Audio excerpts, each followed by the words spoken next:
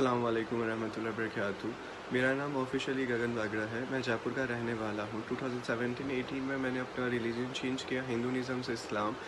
जब मैं इस्लाम लेकर आया तो इसके पीछे मैं खुद ही इसका रीज़न था कि मैंने सोच समझ कर अपने सेंसेस में अपने विल पर इस्लाम लेकर आया। इसके पीछे कोई थर्ड पर्सन, कोई ऑर्गेनाइजेशन या किसी का कोई प्रेशर बिल्कुल भी नहीं है। The motive of this video is कि अगर मेरी वजह से या मेरे इस्लाम लाने की वजह से किसी भी थर्ड पर्सन को, किसी भी थर्ड पार्टी को, किसी भी ऑर्गेनाइजेशन को या किसी भी पर्सन स्पेसिफिक को अगर परेशान किया जाता है, डिटेन किया जाता है या कुछ भी कहा जाता है तो ये गलत है। And then justice should be served for that person, that organization, that person specific.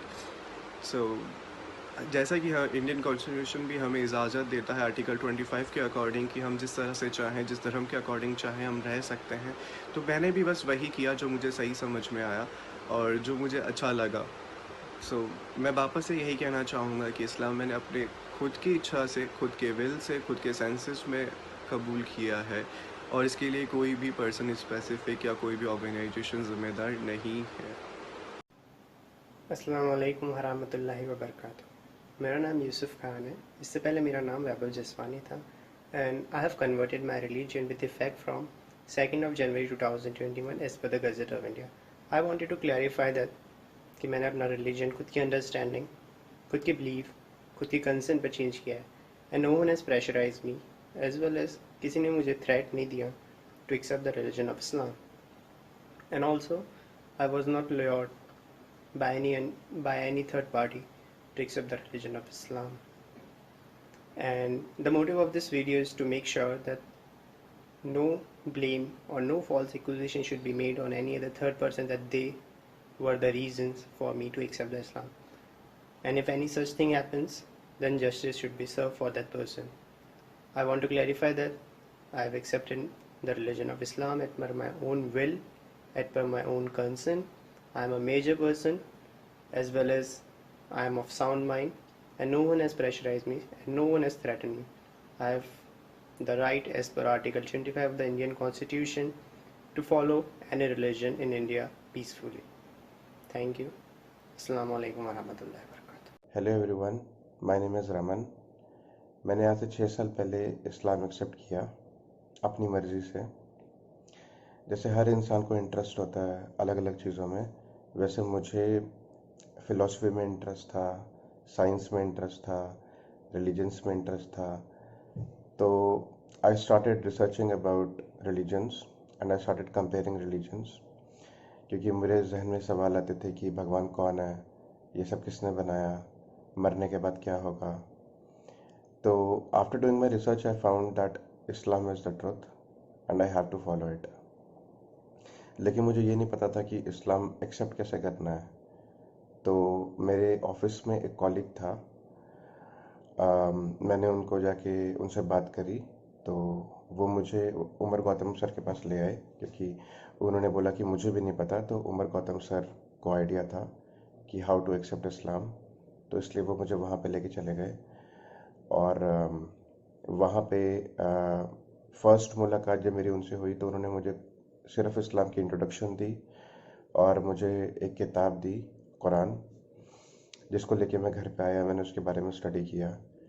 लेकिन उसके बाद मैं दोबारा से वहाँ पे गया इस्लाम एक्सेप्ट करने के लिए, बट उनको शायद लगा कि आई एम गेटिंग वल्नरेबल, तो उन्होंने तभी भी मुझे इस्लाम एक्सेप्ट नहीं करवाया। उन्होंने सिर्फ बातें की मुझसे and that's it. I came back again. Then the third time when I went there, तो मेरे दिमाग में पक्का था कि मैंने इस्लाम एक्सेप्ट करना है, और तब मैंने उनसे यही बात बोली और तब उन्होंने मुझे इस्लाम एक्सेप्ट करवाया। और तब भी मुझसे क्वेश्चन पूछा कि आई एम कंफर्टेबल, मैं किसी के प्रेशर में तो नहीं हूँ, और क्या मैं अपनी मर्ज़ी से कर रहा हूँ। और मैंने बोला कि मैं अपनी मर्ज़ी से कर रहा हूँ, मुझे किसी का कोई प्रेशर नहीं है। और उस दिन मैंने इस्लाम एक्सेप्ट कर लिया, विच वॉज इन 2015, आज से 6 साल पहले। और तब से मैं उनके साथ राब्ते में ऑन एंड ऑफ था। कभी कभार मेरी उनसे बात हो जाया करती थी। और मैंने बाकी लोगों से भी बात करी है जिन्होंने वहाँ पे इस्लाम एक्सेप्ट किया, और सब ने यही बोला कि उनको कोई प्रेशर नहीं किया गया, कोई ज़बरदस्ती नहीं हुई उनके साथ। तो मैंने सोच समझ के किया, जो भी किया अपनी मर्ज़ी से किया, और मुझे किसी का कोई प्रेशर नहीं है। उन्होंने लालच दिया जॉब का या पैसों का, ऐसा कुछ भी नहीं है। मेरी बाकियों से भी बात हुई है और बाकियों ने भी बोला कि ऐसा कुछ भी नहीं है। बल्कि अगर कुछ लोग ऐसे होते थे जो ये सोच के आते थे कि उनको फ़ायदा मिलेगा, तो वो साफ बोलते थे कि उनको ऐसा कोई फ़ायदा नहीं मिलेगा। अगर उन्होंने सच्चाई को जानना है, अगर उनसे कोई क्वेश्चंस पूछने हैं, तो वहाँ पे वो मोस्ट वेलकम है। बट ऐसे कोई लालच या कोई जॉब या पैसों का कुछ, ऐसा कुछ भी नहीं था। इनफैक्ट मैं भी जब वहाँ पे गया था तो मेरे साथ भी ऐसा कुछ नहीं हुआ। मुझे कोई लालच नहीं दिया गया। मैंने जो कुछ भी किया अपनी मर्जी से किया। Thank you. जी नमस्कार, अस्सलाम वालेकुम, सत श्री अकाल। सुनने में आया कि मोहम्मद उमर गौतम साहब की अरेस्ट हो गई है, तो क्योंकि मैं उनसे खुद भी मिला हूँ एक हिंदू के तौर पे, मैं आप लोगों को अपना एक्सपीरियंस शेयर करना चाहता हूँ कि मैं जब भी उनसे मिला मुझे कभी नहीं लगा कि वो ऐसे रिलीजियस कन्वर्जन कराना चाहते हैं बाय फोर्स या फिर किसी को लालच देके, बल्कि वो धार्मिक सद्भावना की भी हमारी बात होती थी। वो इस्लाम में बहुत बिलीव करते हैं, पर ऐसा नहीं है बिल्कुल कि वो रिलीजियस कन्वर्जन कराना चाहते हैं या कुछ इस तरीके की चीज़ें कभी भी मुझे नहीं लगी। बल्कि उन्हें पता था कि मैं शिव भक्त हूँ, इन सब चीज़ों पे भी हमारी बातें होती थी।